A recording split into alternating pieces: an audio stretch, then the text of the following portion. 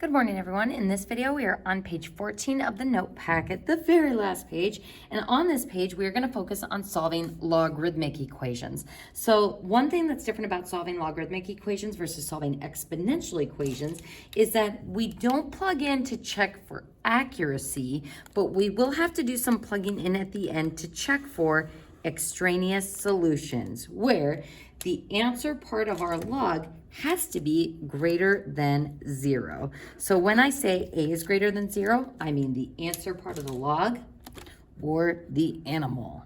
So answer greater than 0 or the animal. Now, if you're wondering, why do we have to check for extraneous solutions? And first, that word extraneous means extra and erroneous or incorrect. So there's solutions that arise algebraically that don't actually work when you plug them in. So to show you an example of this, because I think it is an important reminder, if I have -4 equals radical x, to solve this algebraically, we would square both sides.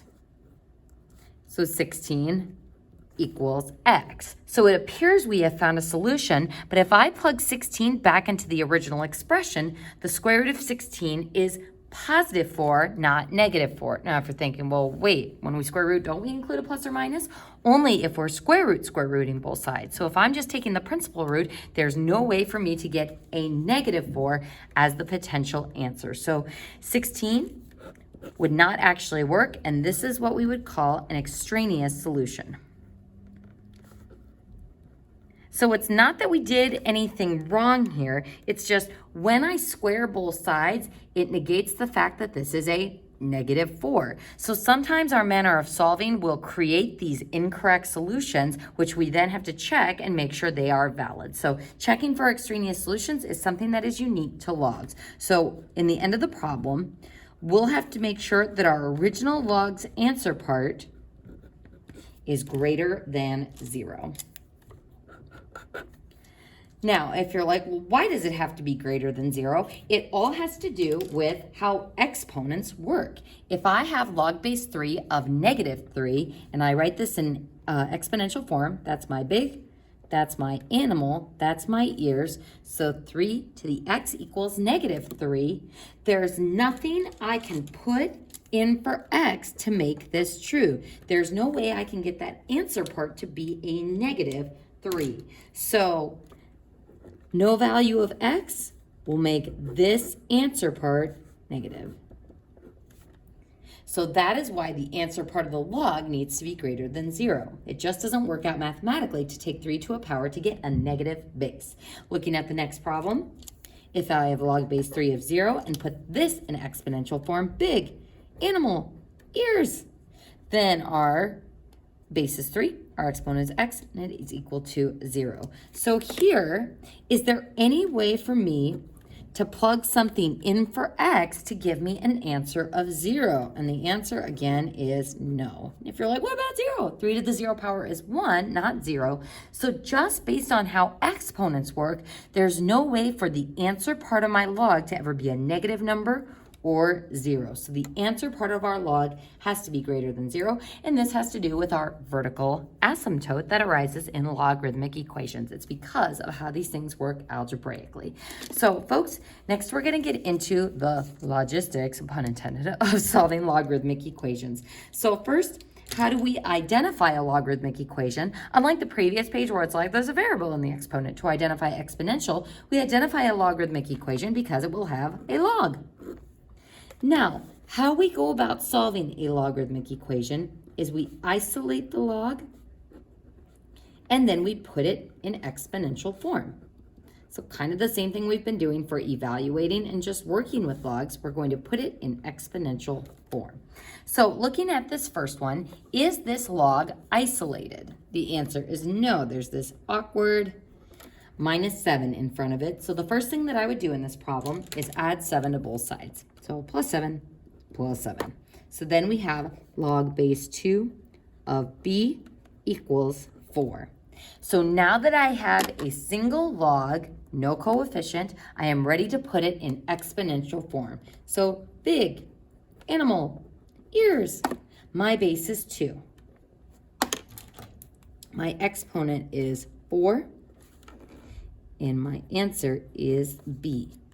Now, folks, what I want you to notice is I put this in exponential form, but is this an exponential equation?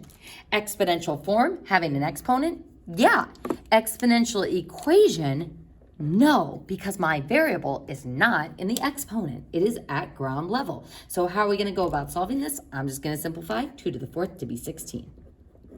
Now, before we put a box around it, we must check for extraneous solutions. Now, the key part about this is it's not that the solution has to be greater than 0. It's all about what it does in the answer part of the log. So if I plug 16 in for B, the answer part of the log, is 16 greater than 0? It is. So that means the solution checks out. All right, let's go ahead and move into number 2. Now, here we have a logarithmic equation, and this time it is a natural log. Now, our first step is we want to isolate the log, so let's go ahead and add 5 to the other side. So plus 5, plus 5. So natural log.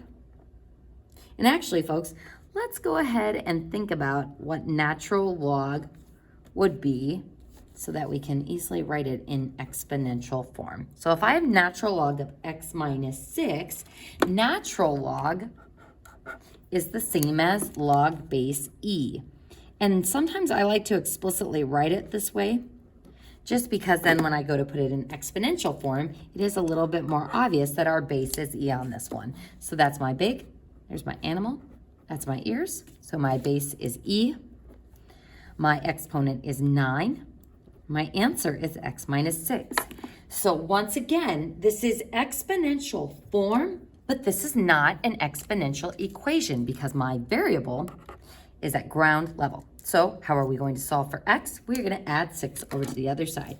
So plus 6, and to save us a little time on your calculator, when you do e to the 9th plus 6, you get a super nasty 8,109.084. So to be consistent with what we've been doing so far in this chapter, we're typically going to carry it out to 3 decimal places when it's a non-exact answer.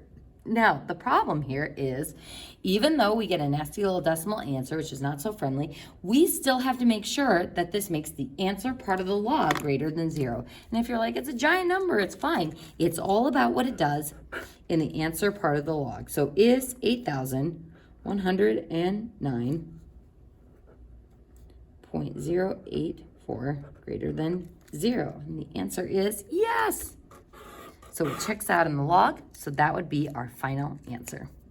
All right, folks, let's go ahead and take a look at the next one. So we identify this as a logarithmic equation because there's our log. And our first step is going to be isolating the log. Now there's 2 things that are messing that up for us. We've got this -7 and the -5. So from a solving standpoint, we would first want to add the 5 over to the other side. So -7 log base 3 of n minus 10 equals -7. We would divide both sides by -7. Giving me log base 3 of n minus 10 equals 1. So now we have the log, no coefficients, completely isolated all by itself. So to put it in an exponential form, there's my big, that's my animal, that's my ears. So my base is 3. My exponent is 1, and my answer is n minus 10. So this is exponential form, but it is not an exponential equation because my variable is at ground level. So how am I going to isolate n? We're going to add 10 to the other side. So plus 10, 3 to the first is 3, plus 10 is 13, so n equals 13. But before I put a box around it, we have to check it in the answer part of the log. 13 minus 10 is 3. And is 3 greater than 0? Oh, sorry, folks. And up here, I just noticed I should have had 8,109.084 minus 6. That is what is greater than 0. So it's not about the solution being greater than 0. It's about what is in the answer part of the log, so that x minus 6 needs to be greater than 0. So same here, it's not that 13 is greater than 0. It's that 13 minus 10, or 3, the whole item in the answer part of the log, is greater than 0. So n equals 13 is our solution.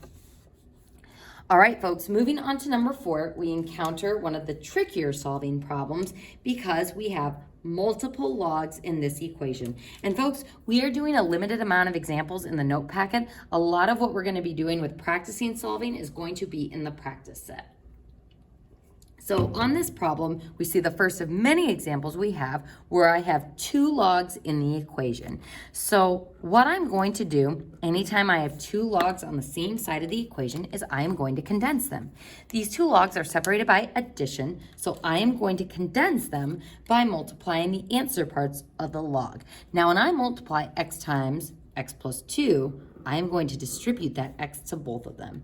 So 3 equals x squared plus 2x. Now, folks, I have intentionally made a very critical error here. So see if you can tell what Mrs. Cairo has done wrong here.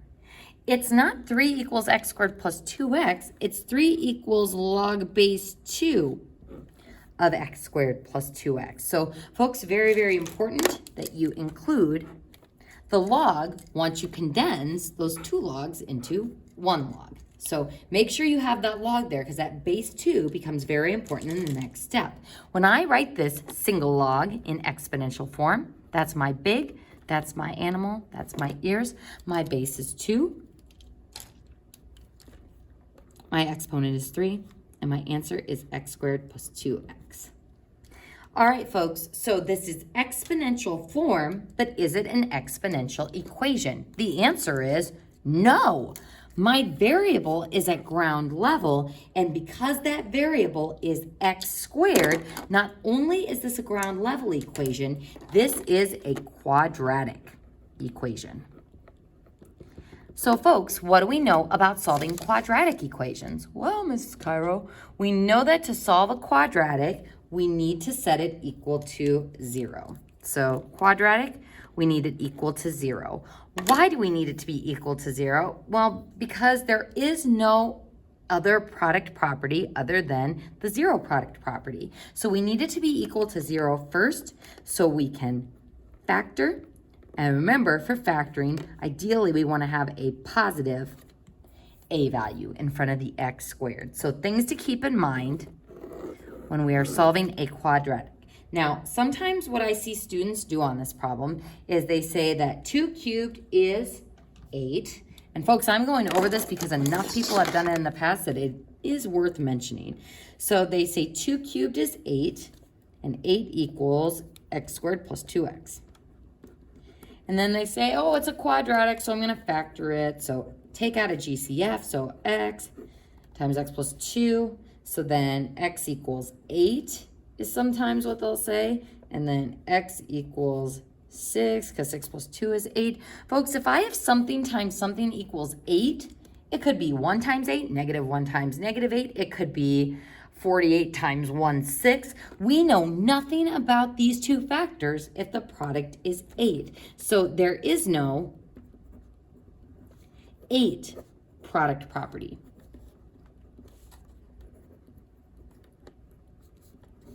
Only the 0 product property.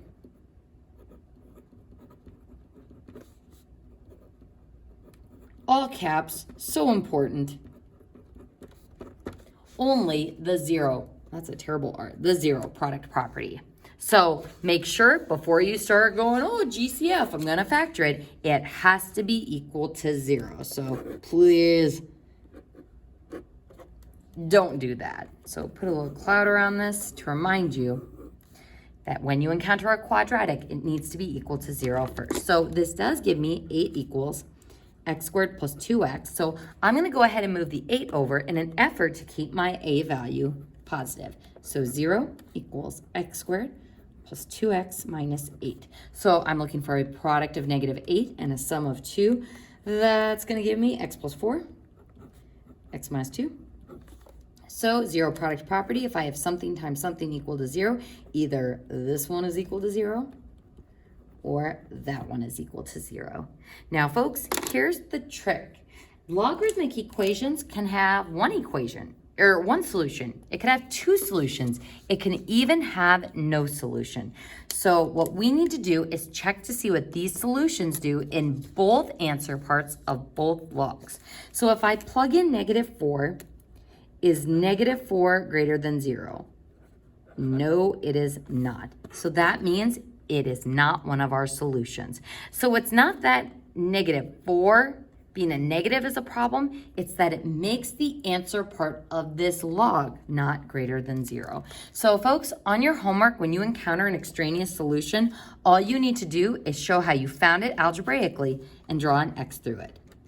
I'm going to label it extraneous here, just so you remember, but on the homework, find it and then cross it off. So folks, don't just write the answers here. I want you to show me, hey, I found a solution, but it ended up being extraneous. Now 2, is 2 greater than 0? When I plug it into this answer part, yeah. Is 2 plus 2 or 4 greater than 0? Yeah. So it works in both answer parts. So x equals 2 is my only solution. So folks, that concludes our notes over Unit 6. However, the next videos over the practice set, you are going to need to treat these like notes because we go over a lot of different strategies for how to put all of these solving problems together, and we'll get into some more complicated ones similar to number 4.